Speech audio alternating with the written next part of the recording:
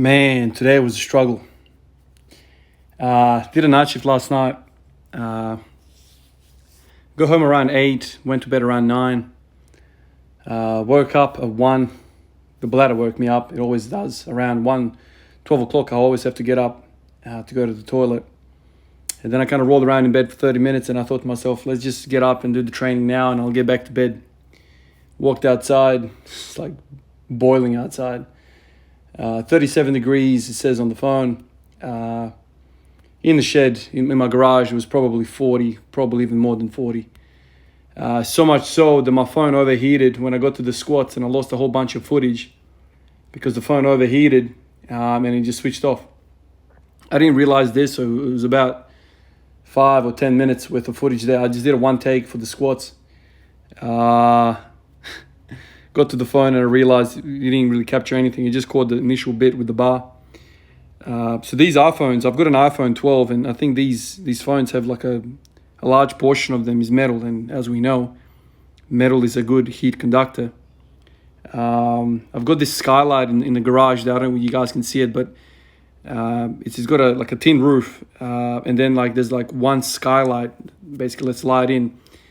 It doesn't just let light in, it basically lets a lot of heat in. So I think that's what's the trouble with the garage. It was very, very hot.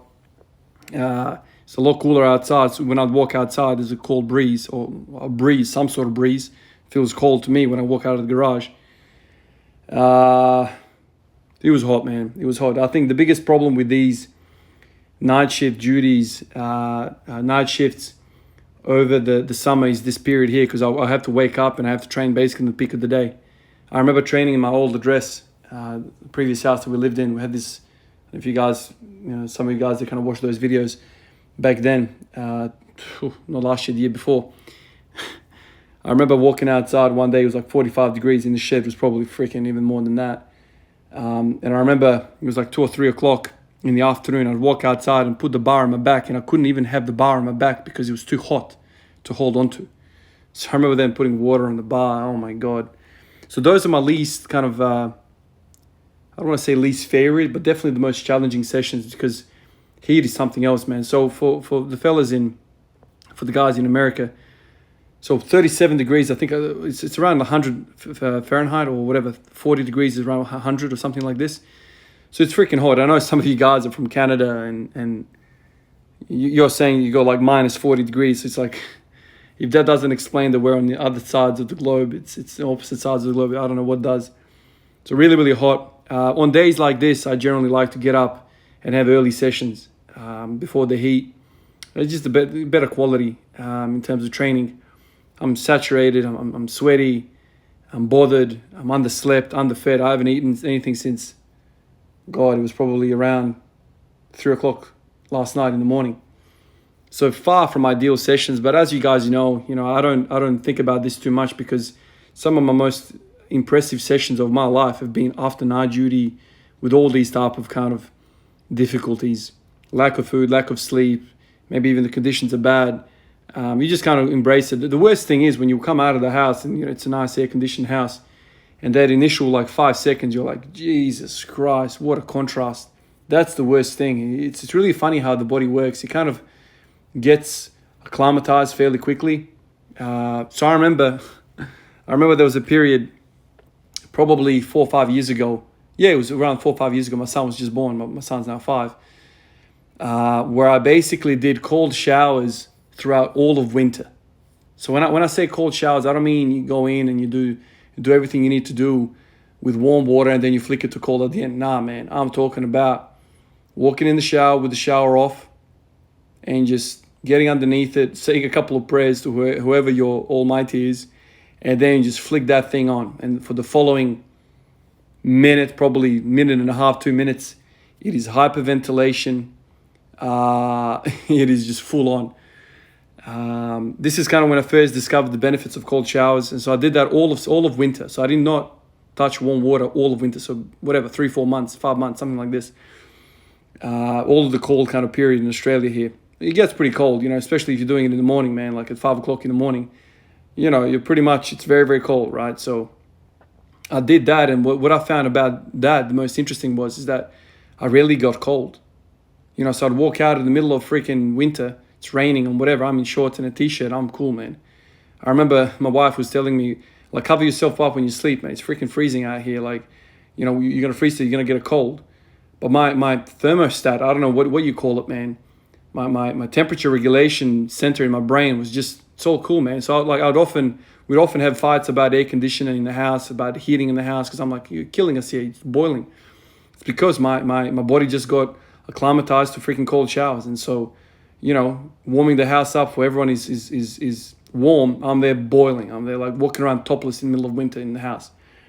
So same thing as this, man. You walk out here in 40, 45 degree temperature in the garage, the bar's hot, everything's hot, the phone freaking is turning off. You put in an hour and a half session today, like you see me here. You come back in the house. I'm doing this in the house because otherwise the phone will freaking switch off. Come in the house and you're like, Jesus Christ, man, this is freezing in here. And so obviously straight to the wife, can we turn the air conditioner off? She's like, you're crazy, I ain't doing it. So it's one of those things. It's kind of like you can train many parts of your body. You can train your mentality. You can train anything, man. This is kind of like what reminds me about the Navy SEAL training. Buds Week, I think that's what you call it.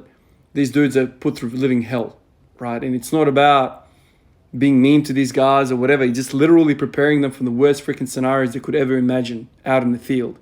They're out in the field, they're doing a job, they haven't eaten for X amount of time, they haven't slept for X amount of time, there's bullets flying everywhere.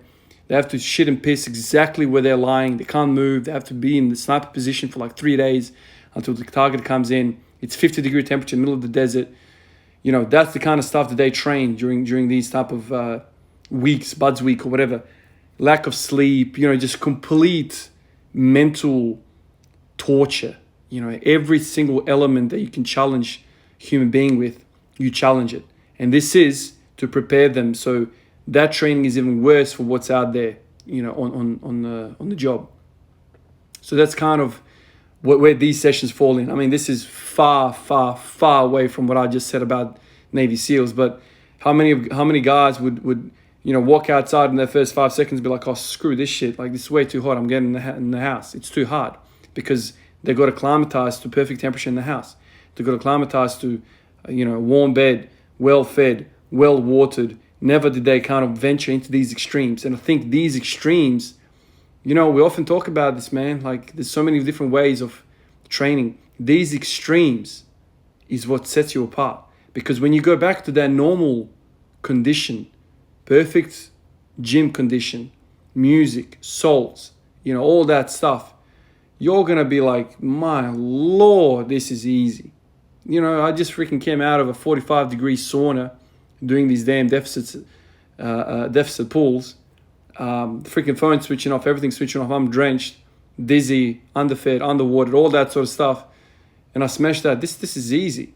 So this is kind of how I think about it, man. And so you can walk out in these conditions and be like, oh, poor me. I'm so freaking, the worst conditions. This is unfair, blah, blah, blah, blah. Or you can think, let's grow.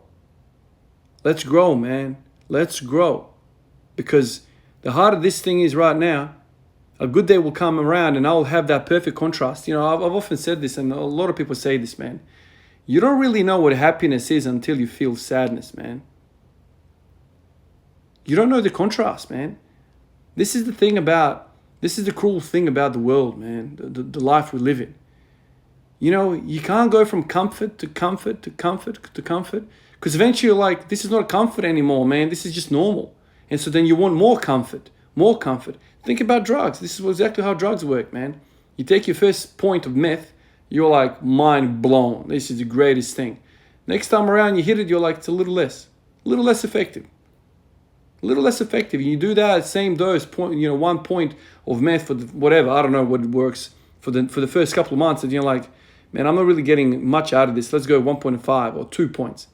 This is how it works. And eventually you're a degenerate, man. Your teeth are falling out. Your skin is crawling with spiders. You're having delusional thoughts. You're jumping in and out of traffic. You want to commit suicide, all that sort of stuff, because you're blowing your brain out, man. Completely blowing it out with all this stuff all these doses.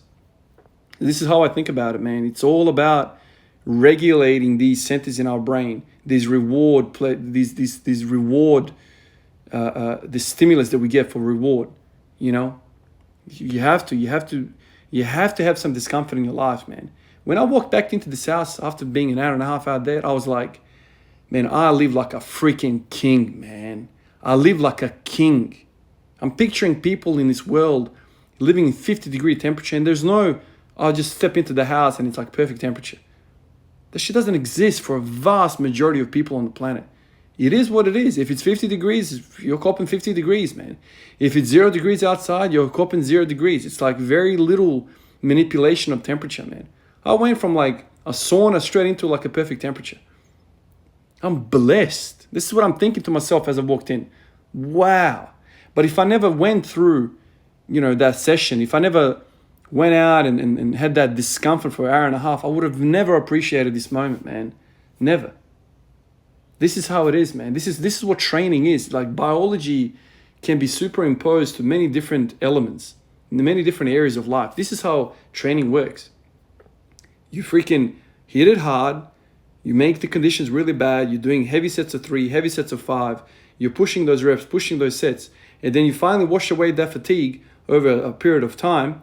And you start doing singles. And all of a sudden, these singles start feeling easier and easier because you've just gone through hell. You remember what that 5th and 6th rep felt like. How difficult it was to engage the core, to stabilize the core. Now, the core is fresh and you're just putting all your mind into 1 rep. This is how it works, man. So never forget it. I always have these problems, man. I always have these arguments, not arguments, but discussions with people about where the world is going as a whole, man. I mean, these damn cars, man, like, you can literally hit a button from the keychain, and the damn thing will, turn on in the morning before you even get out of the damn car.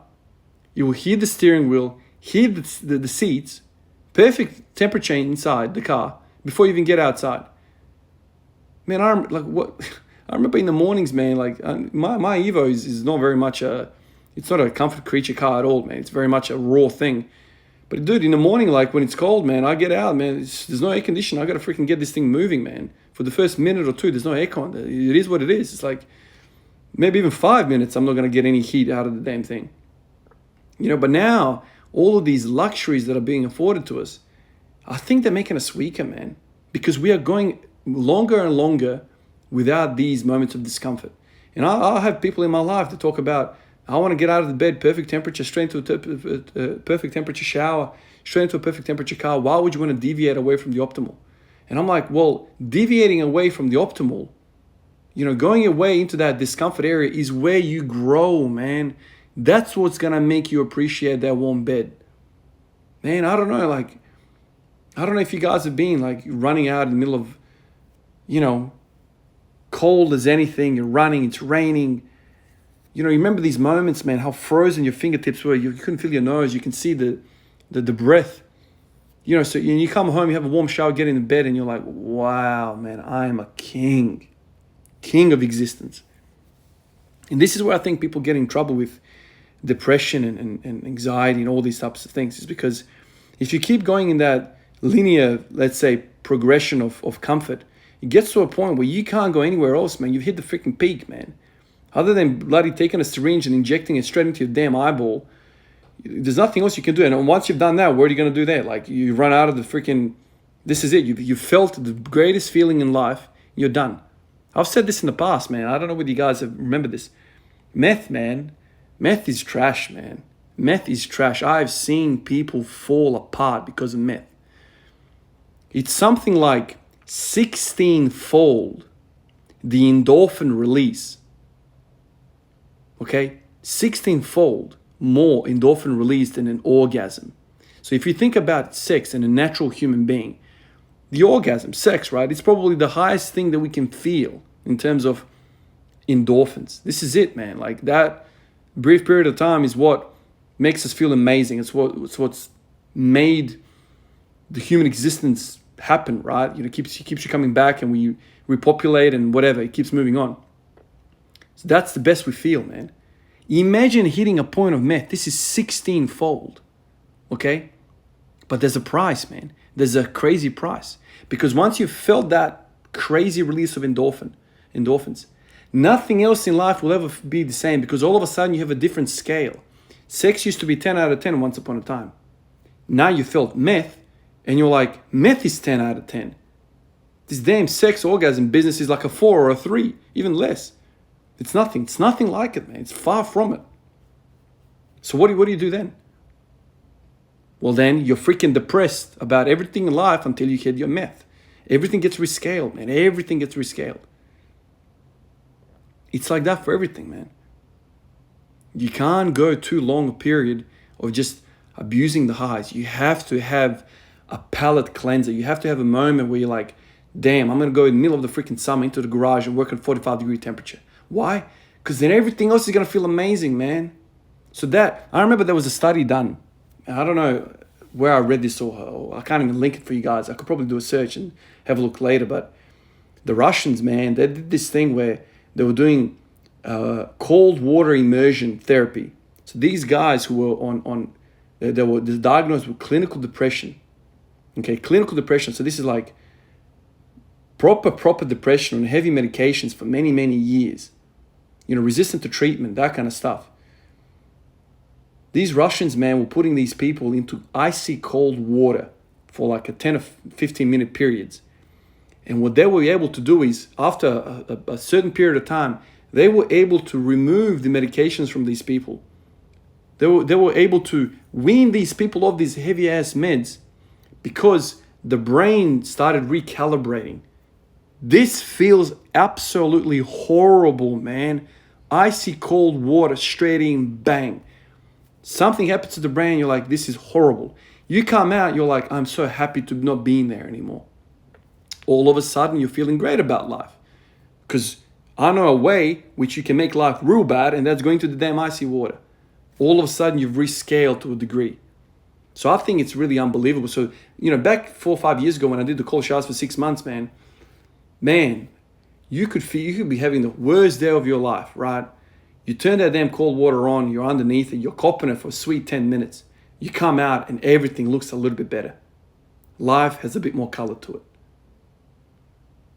Don't shy away, man. Have the courage, have these tough training sessions, put yourself in these extreme moments, and you will benefit from it. Guys, incredible again. I have more people that have subscribed onto the Patreon. I can barely see the names here. KT Universe, Alex, Stephen Preker, James Morgan, William Corey, and Dima Tsa all joined Patreon last night. I want to thank you from the bottom of my heart. The support means everything to me. I keep saying it every single video. I sound like a broken record. But I want to make sure you guys understand how much this means to me. I never thought these videos would do anything, man. I never thought so many people would resonate with me and my experience. It's an absolutely incredible feeling. The community on here is absolutely incredible. I have to pinch myself every single day. Talking about cold showers and water immersion, all that sort of stuff. This stuff here, man, every time I go onto the channel, I see all these people, all of you guys commenting positively. I'm like, I'm living like a damn king, man.